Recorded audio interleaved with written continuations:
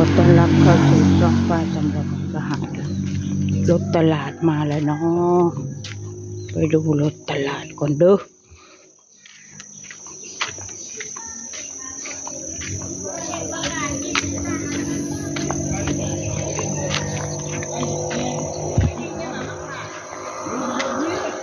รถตลาดยัง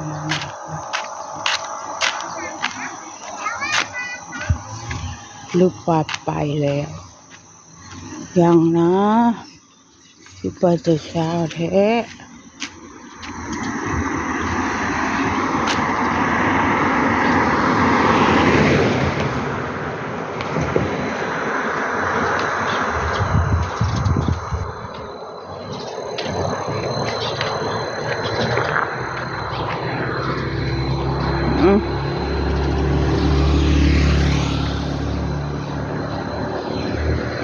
ที่เห็นไผ่ค่ะ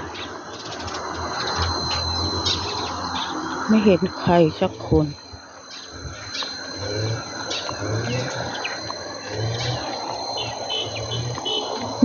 มาแล้วนี่ไงรถแม่ต้อยมาพอดี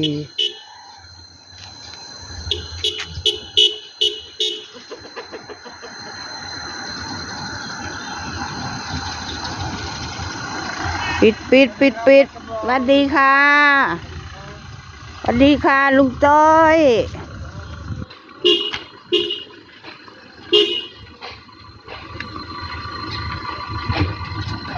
นี่วีโก้หรืออะไรวะทำไมคือสารคามมาแล้ว14ทำไมเจ้าไปชื่อสารคามผู้รถเจ้าน่ะลูกอยู่นู่นลูกซื้อมาให้ลูกเจ้าสักคน2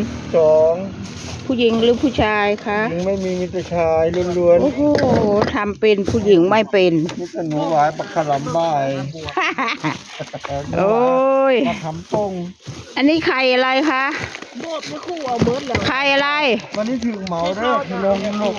ลงทานบ้านกวนมุ่นลงทานเมสซี่เหมา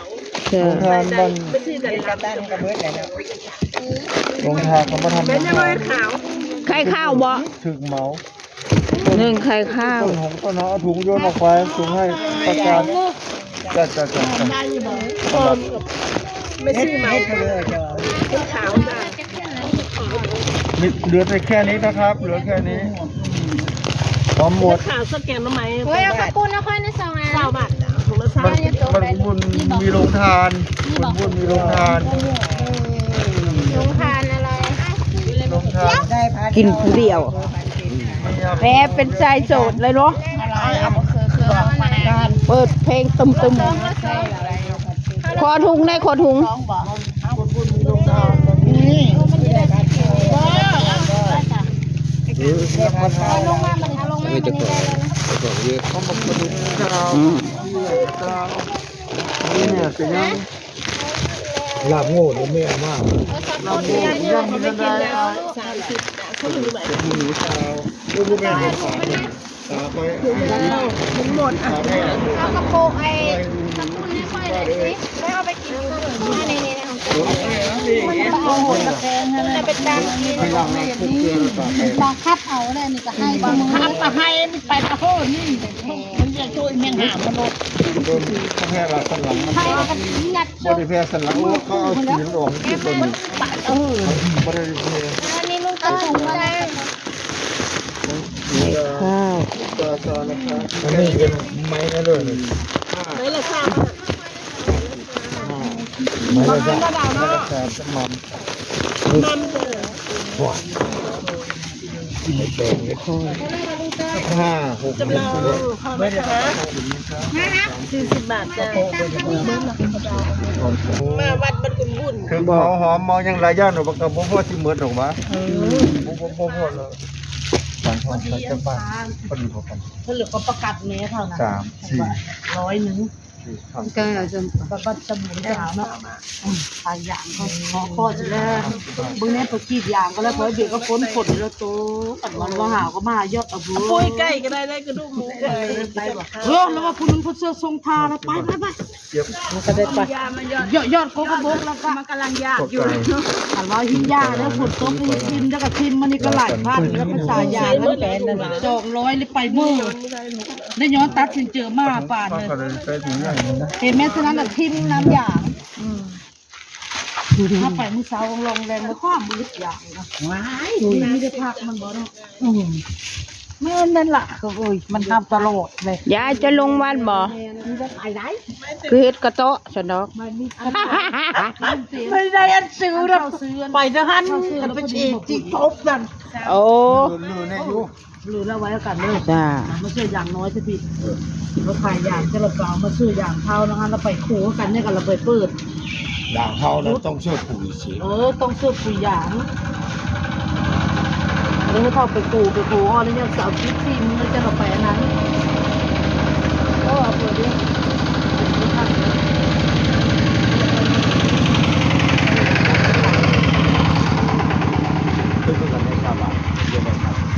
เงินฉันว่าแล้วบ่มีฮอดเงินบ่อันหมอทาง ไม่ได้เงินค่อยมันทำเป็นเบะมันนะ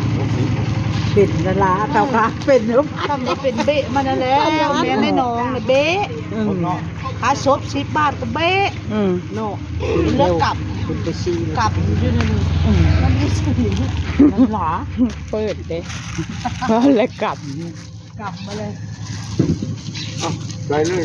บ่แบก มันเกิดมาไว้สู้ไป โอ้เมื่อแล้วโอ้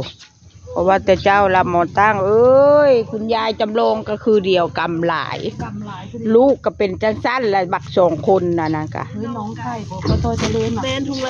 ละ50อันนี้100นึงนี่โลนึง ปนิดเขาเอาไปชิมมาเลยไปชิมพอดปนิด เขาไปเมื่อเลยใหญ่นะเขาจะได้ถามไม่รู้ ก็ไม่ใช่หอด อ่ะ ถุ ไหล ง ดูตัว มาขอถุง เขาเอาไปแล้วบอกฉันลุง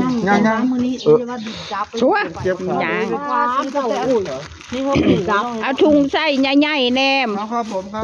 มานี่กำลังหา ปลาตอยเอาสู้ดู แพงนึงแม่มื้ออื่นฉันไม่ได้มาแล้วมื้ออื่นน่ะไป ขอลาหน่อยที่เราแม่เบสตัวนี้แมนอยู่บ่ มี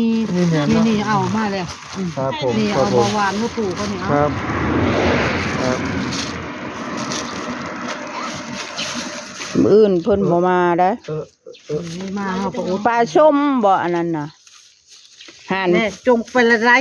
จงไปก็จงไปแล้วคอยก็บ่มีเงึกมือมา หากินกับป้ากับเปิดเอา